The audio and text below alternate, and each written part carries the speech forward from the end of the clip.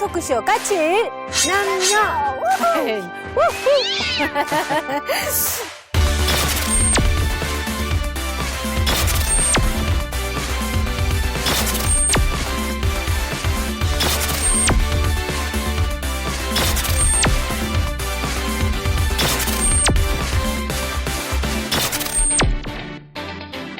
자, 회를 거듭할수록 지금 저희들은 엑스방이 점점 어려워지고 있는 것 같습니다. 오늘 둘러보신 엑스방에는 과연 어떤 까칠한 주제가 숨어 있을까요?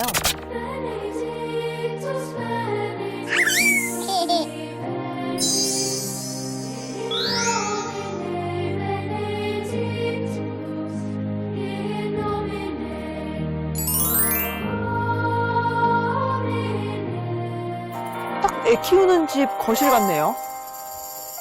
장난감과 책이 지나치게 많고 낭비력이 심한 엄마구만. 아, 우리 아들, 딸 키울 때 생각나네. 이야, 이거 뭐야? 사슴벌레. 아빠야, 아빠, 내가 기생충 박사잖니? 네가 막 너 타고 그러냐? 애를 낳아본 적도 없고 애 키우는 걸 본 적도 없어서 사실은 이게 뭘 쓰는 건지 잘 모르겠어요. 저는 빈부의 차를 얘기하는 것 같았습니다. 왜냐하면 되게 갖고 싶었던 아이의 방이었고, 첫째나 둘째는 꼭 저런 방에서 키워보고 싶다는 생각을 했었는데, 그러지 못한 아비로서의 부끄러움이 좀 뭘 있어요. 어떤 걸로 그런 생각을? 그 전체적인 세팅이 야, 너무나 소품이나 이런 것들. 너무 럭셔리하고 싼 것들이 있었나요? 집에 있는 게 하나도 없어요. 제가 볼 때는 정말 조금 사는 집인 것 같아요. 그래서 그래요. 아이에게 너무나 좀 지나치게 과분한 책이라든지 장난감이라든지 옷이라든지 이런 것들이 좀 너무 좀 과하게 있다. 그래서 과소비하는 어떤 엄마들의 행태 뭐 이런 것들이 아닌가 하는 생각이. 하나 딱 블랙에 포커스를 둔 저기 사슴벌레가 왜 저기에 있지라는 생각이 좀 들었고, 우리 교수님이랑 좀 연관이 있겠네요. 그쵸? 저 벌레를 보고 나서 제가 또 기생충의 아버지니까 오늘 여기 나온다고 제가 방치했던 기생충들 생각이 나서 마음이 아팠어요. 아빠야, 아빠. 외환위기 때 잃어버린 네가 여기서 이렇게 자라고 있구나. 너무나 혼자서 아이를 돌보다가 짜증이 나서 아이를 데리고 돈 뛰쳐나가 버린 게 아닐까. 그런 생각이 그렇지는 들어요. 않은 거 알았어요. 네네네. 아셨어요? 뭔가 해주고 싶은데 네. 해주지 못하는 엄마의 마음. 지금 근데 공통적으로 엄마 얘기들을 많이 하셨는데 그 가정의 달 5월 까칠남녀에서는 과연 어떤 주제를 이야기를 할까요? 오늘의 주제를 공개합니다.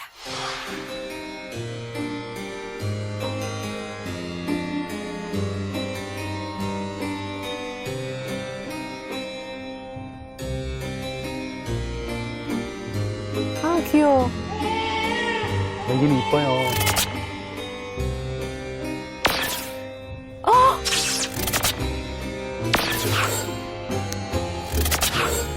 음악이 너무 슬픈 거 아니에요? 개념 없는 엄마들이라고 해요. 젊은 엄마들인데 별로 좋은 행동 안 하는 엄마들은 많아요. 카페나 음식점이나 이런 장소에서 되게 자녀들 교육이 뭐 잘 안 된 상태인데도 방치하는. 그러니까 자신의 아이만 아는 몰지각한 엄마를 맘충으로. 개념이 없는 엄마라는 뜻으로 벌레 충을 붙인 맘충이라는 말들이 만들어지고 흡사하는데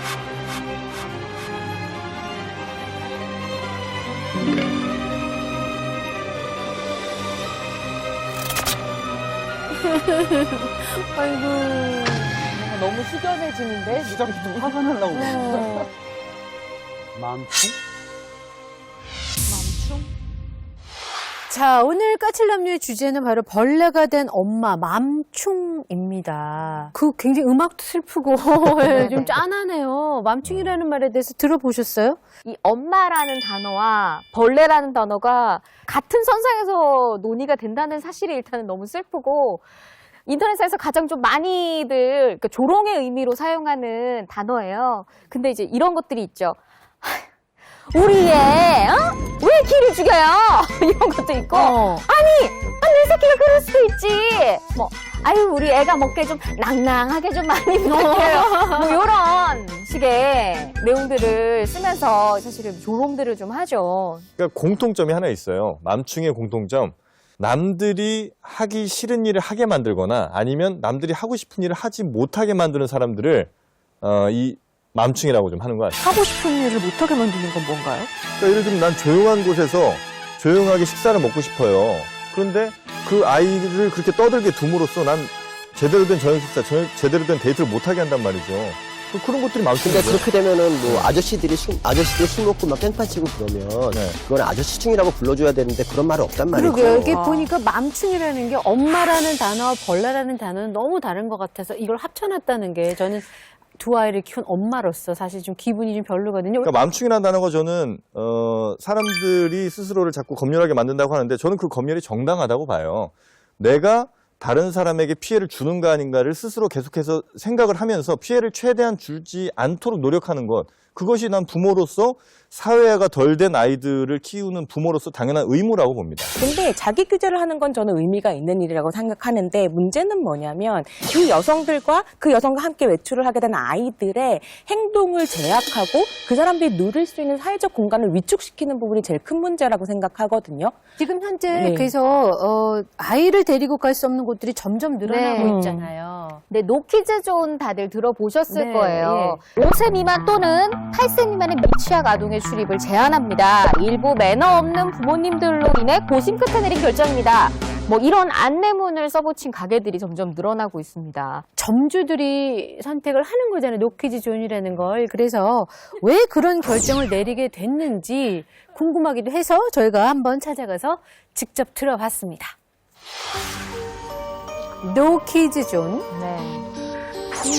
붙여놨어요. 그러니까 플러스 10이랑 12살 이하는 안 이하는 된다고. 안 된다는 얘기인가 봐요. 네, 저희 노키즈존이에요. 언제부터요? 오픈 때부터 계속 노키즈존이었고요. 여기가 노키즈존이라 찾아오시는 분들이 많아서 일부러 노키즈존만 오시는 분들도 계시거든요. 한 번 정도는 좀 데려와서 같이 있고 싶은데. 진짜 그러고 싶은데 손님들이 여기 노키즈존이라고 다들 알고 계셔가지고 안 될 것 같아요. 그래도 좋게 말씀해 주시네. 다른 곳이죠? 여기도 이제 어린이 동반 입장 통과. 여기 애기 데리고 오잖아요. 네, 조용히 계시길 원하는 손님들이 좀 계셔가지고 애기들이 워낙 나누기가 어려우니까 제 입장에서도 어려운 표정인데 그냥 너무 죄송하지만 매장을 나중에 좀 더 특이하기 전까지는 양해 좀 해달라고 많이 하죠. 제 입장에서도 이제 매출을 포기하는 거기 때문에 좀 어려워질 때 자, 지금 뭐 얘기를 들어봤는데 사실은 상당 부분 이해가 되기도 하지만 여전히 노키즈존, 노키즈라는 거에 대해서 찬반 여론들이 있잖아요. 제가 일단 화가 너무 나요. 왜 화가 나세요? 왜냐하면 주변에 오는 사람들을 위해서 그 공간을 노키즈존이라고 했다. 이해는 돼요. 근데 어른들은 너무 어른의 시각에서만 계속 얘기를 하고 있는 것 같다라는 거예요. 아이를 일단 너무 무시하고 배제하고 있는 상태에서 어른의 나라를 만들고 있는 게 너무나 불편한 거예요. 그냥 몰지각한 손님들에게 나가라 그러면 되는데 전체 아이들과 엄마를 못 들어간다면 노키즈존이라는 게 사실은 그 손님들을 네. 나가라고 하는 게 우리가 통용될 수 있고 그 아주머니들이 그렇게 한다면 노키즈존이 안 생겼을 거예요. 왜냐하면 가게 업주 입장에서는 괜찮은 아이들은 들어오고 안 괜찮은 아이들은 쫓아낼 수 있을 정도의 권한이 있다면 당연히 돈을 더 벌어야 되는데 들어오게 하겠죠. 그런데 만약에 그렇게 해서 쫓아내게 된다. 그러면 그 아주머니의 반응은 뻔히 예상이 됩니다. 아니 내가 내 돈 내고 지금 여기 와서 주문을 하고 하는데 네가 무슨 권리로 지금 날 쫓아낸다고 하느냐. 실제로 그리고 이제 그 가게 같은 데서 제일 힘들게 일하는 사람들이 이제 이른바 아르바이트생들이죠. 예. 아르바이트생들을 대상으로 물어봤어요. 한 2015년에. 그랬더니 그 아르바이트생들 65.5%들이 노키즈존을 찬성한다고 했습니다. 그만큼 아르바이트생들도 힘들고 점주들도 힘들고 같이 온 손님들도 힘든 거예요. 그런데 구분하는 저는, 것이 낫다는 거죠. 그런 생각이 드는데 지금 우리가 노키즈존을 보는 순간 즉각적으로 맘충이랑 연결해서 이야기가 되는 건 주제가 맘충이기 때문이 아니라 그런 사고방식이 이 사회에 있기 때문인 것 같거든요.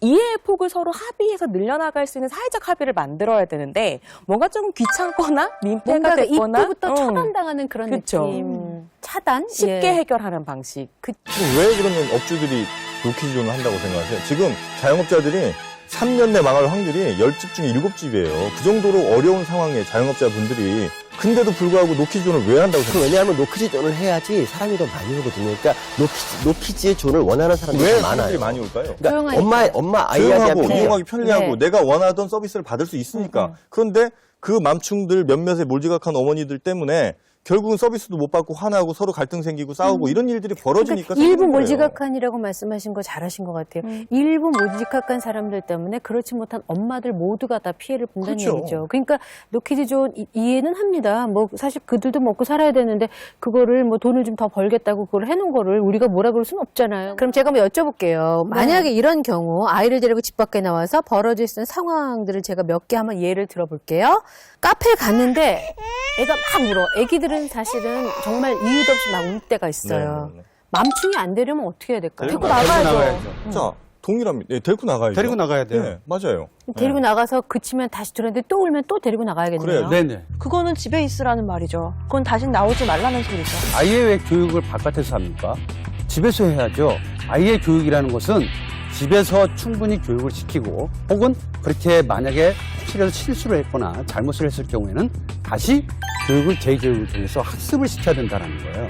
그래야지만이 이 아이도 아 그런 공간에서 그렇게 하면 안 되는 거라는 것을 각인하고 있는 거죠. 저는 근데 애 교육을 무조건 집에서 해야 된다는 건 좀 반대하는 게 제가 이제 언제인지 그럼 기억이 누가 교육을 언제인지 시킵니까, 기억이 안 아이들은? 나는데요. 제가 어머니랑 어디 식당 갔다가 제가 그릇을 깬 적이 있어요. 근데 서민 교수님께서 제가 그릇을 깼는데 그것 때문에 제가 이렇게 훌륭한 사람이 된 거예요. 그러니까 그 무슨 말씀이시죠? 아니 그때 그릇을 깨고 나서 그냥 이제 이러면 안 되겠구나 반성을 하고 이제 자신을 좀 통제하게 되면서 이게 훌륭하게 됐다 이거죠. 그러니까 봐봐요. 이 밖의 교육이 정말 중요하다는 얘기예요. 밖에서 교육은 가능한데 집에서는 안 된다니까요. 그러니까 밖에서 왜안 된다고 하려면 생각하면 다른 사람하고 이렇게 교류하면서 원래 밖에서 카페에서 먹다가 애가 울어요. 그러면 데리고 나가는 게 교육이라는 거예요. 그렇게 데리고 나가고 그다음에 피해를 줬을 때 다른 사람들에게 사과를 하고 피해 상황에 대해서 내가 정리를 하고 보상을 하고 이거 하는 것 자체가 그게 교육이라는 거예요. 그냥 놔두는 게 교육이 아니라. 저는 사실은 어떤 어린 아이가 밖에 나와서 이 세계의 룰에 따르지 못해서 문제가 생겼을 때 맘충으로 바로 낙인을 찍는다라는 거예요. 그럼 하나만 더 예를 들어볼게요. 기저귀를 갓 뗀 아이가 이제 고속버스를 타고 가는데 갑자기 오줌을 싸겠다고 난리예요. 오줌 매력. 그럼 어떻게 해야 맘충이 안 될까요? 세워도 맘충, 무게해도 맘충이 저는 되겠죠. 세워달라고 얘기를 해야 된다고 봐요. 아니 가는 고속버스를 세울 수는 없잖아요.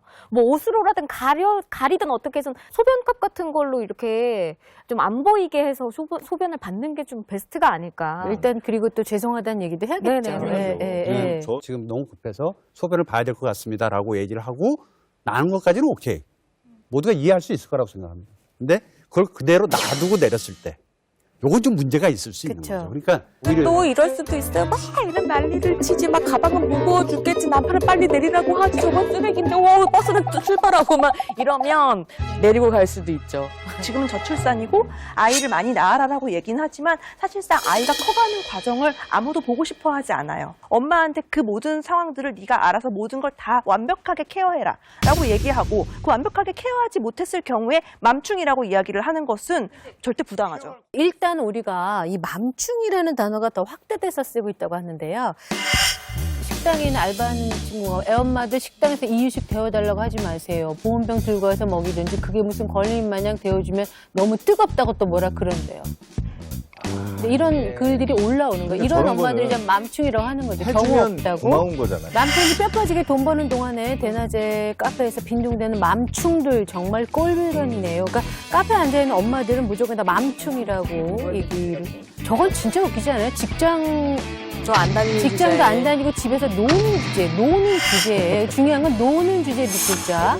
자기의 어린이집 보내는 엄마들 진짜 맘충하니 이렇게도 생각들을 하는군요. 그리고 전업주부는 요즘 어린이집에 오래 못 맡겨요. 한 3시간? 법적으로 네, 안 그게 돼요. 금지돼 있어요. 그거 잠깐 맡기는 새에 커피 한 잔 마시는 건데 그거 갖고 또 맘충이라고 그런다면. 근데 사실 이렇게 생각했던 것보다 정말 많은 의미로 맘충을 쓰고 있네요. 심지어 이제 라떼 들고선 유모차 끄는 아빠들은 라떼 파파라고 하죠. 그러니까 왜 엄마들은 되게 맘충이고 우아하잖아요. 아빠는 라떼 라떼 파파예요? 파파라고 얘기하면 뭔가 원래는 우아하죠. 스웨덴 아빠들을 가리키는 말이었대요. 라떼파파라는 말이. 근데 이제 최근에 한국에서도 쓰이게 됐대요. 라떼파. 배달 가는 거 아닐까요? 아니, 근데 배달 정말 가는 거. 이상한 게 엄마는 커피 들고 이거 몰았으면 맘충이고. 김치녀라고 욕먹었을 거예요. 맘충 봐서 커피 들고 저런다? 근데 아빠는 그러니까. 커피 딱 드는 순간 문명인이 되잖아요. 그러니까요. 그러니까. 그 비슷한 단어는 있어요. 사실 맘충 같은 단어는 아니지만 많이 쓰이진 않지만 허수애비라는 단어가 있더라고요. 허수아비처럼 아무것도 하지 않고 네. 그러니까 육아에 아무것도 정해지지? 도와주지 않아서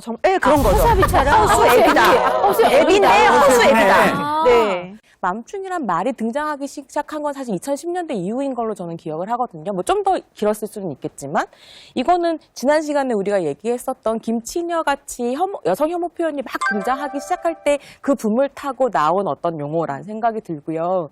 그러니까 왜 이게 맘충이란 단어가 지금 이 시점에 이렇게 핫 키워드로 떠올랐고 거기에 발맞춰서 노키즈존이라고 하는 게 마치 합법적인 것처럼 만들어지고 있는가는 사실 저는 좀 더 진지하게 살펴봐야 된다는 거죠. 사실